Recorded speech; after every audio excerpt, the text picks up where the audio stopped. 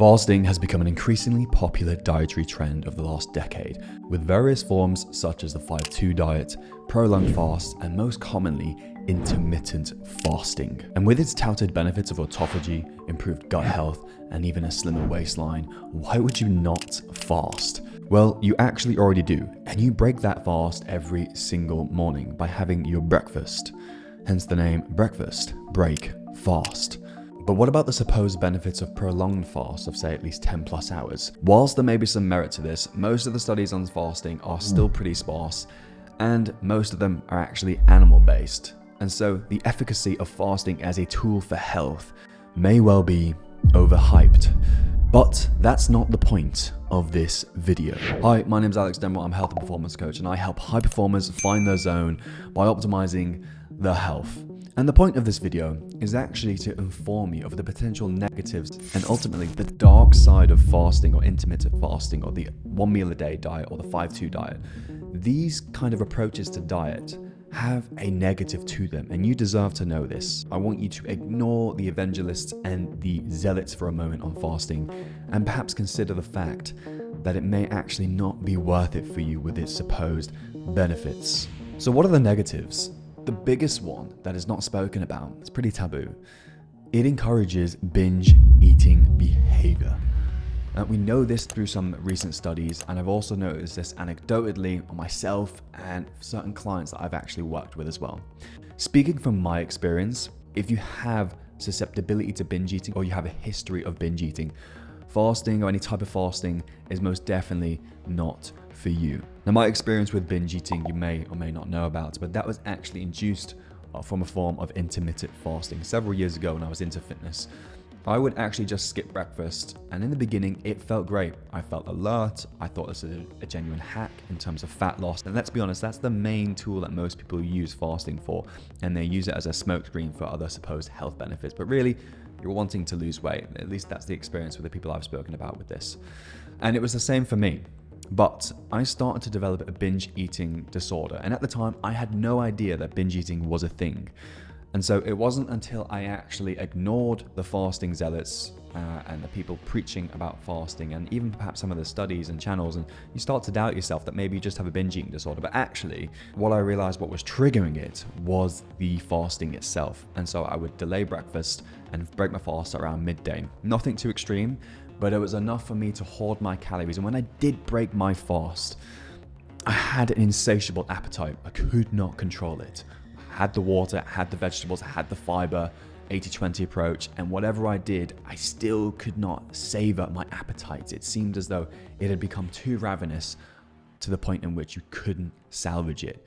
So the big one here is binge eating, but the other negatives is fasting is an inherent stress on the body. Now that's not necessarily a bad type of stress, but the context matters here. Many people, and maybe yourself who is watching this, are very stressed all the time, and adding an unnecessary amount of stress to your already stressful life might not be the best idea, because we know that fasting can release certain stress hormones.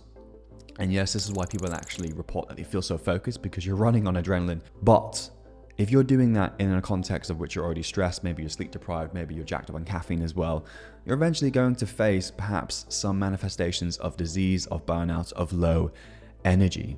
And so if you're someone that's already quite stressed, you should probably avoid using fasting in the beginning. Now, I know what you're thinking, but Alex, I use fasting for its superior ways to fat loss. But if we actually look at the data now and some of the new research that's coming out, we see that participants who do fast versus participants who just have a standard eating pattern, they actually don't lose any more weight. So fasting is not superior. So actually, I'm not a fan of using fasting as a tool for fat loss.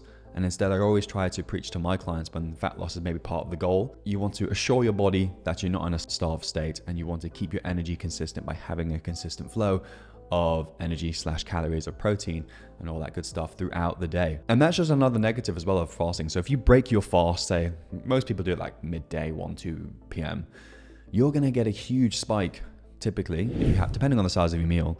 But if you break your fast with something that's maybe not high enough in fat, that's maybe not with a good enough amount of fiber, you could get a large insulin spike, even though we know that fasting can improve blood sugar response. That might not be enough. And in fact, you get a drop, and then at around 2, 3, 4 p.m., you are tired and maybe you have an increase in hunger again. So you can see where this gets very messy, and I would actually look at considering just using the good old-fashioned, the 3 big meals, 2 snacks approach. This is what we give to clients when it's someone who's struggled or had a history of binge eating. They want to improve their relationship with food. Another negative is that you may become more food focused whilst you are fasting. This can be counterproductive towards your workflow, towards your business, or whatever you're doing throughout your day. I found for myself, and some people I've spoken to as well who used to be fasting advocates, that they were actually pretty food focused whilst they were fasting, and so that actually detracted from their ability to focus. Yes, they may have felt alert and no brain fog, but they found that they started to deviate towards thinking about food, which defeats the whole point of fasting, which is some people like to use it in the morning to get into that flow state and to become focused and use that as a trigger point with the increase in stress hormones. Now, another objection that I often see is, well, Alex, autophagy, what about autophagy? You get a ton of benefits of gut health as well as fasting, because you're giving your gut a rest. It helps rebalance the microbiome, anti-inflammatory, all these other benefits. But if you're cutting your last meal 3 hours before bed, you're already going to get by default a lot of the benefits of fasting anyway, because you'll be fasting for at least 10, 11 hours by doing that. So I'm not actually overly convinced that fasting for any longer than that, and seems to be instead diminishing returns, and with perhaps disproportionate negatives the further you go fasting during the day, and perhaps even during the months as well. Now, I'm just going to point out the elephant in the room here. It's not that you want to necessarily fast and help detox, but perhaps you just want to lose weight, and that's fine. But I would say there's a better way, a less stressful way, and a more sustainable way. We know with fat loss, sustainability is absolutely key. So what can you do instead? Do you throw the baby out with the proverbial bathwater here and just get rid of fasting altogether? Maybe not. And perhaps what I would encourage you to do, if you still want to fast, maybe you still get some benefits, or you want to try it yourself, fast or intermittently fast ad hoc, meaning as and when you comfortably want to. Do not force your body. Listen to your body. If you are ravenous in the morning, and perhaps you've been having a lot of caffeine, maybe you're sleep deprived. We often know that when you're sleep deprived, your appetite shoots up. You're not in the best position to be putting on another type of stress on your body. So listen to your body and use fasting cyclically. I describe a lot of my tools when I use it for myself, for my clients.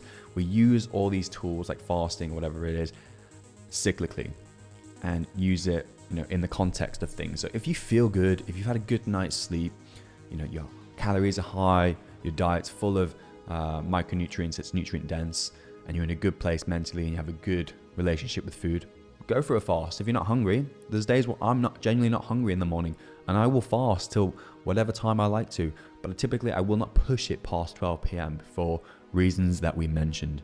So just use it as a tool, use it ad hoc. That's my best piece of advice for you.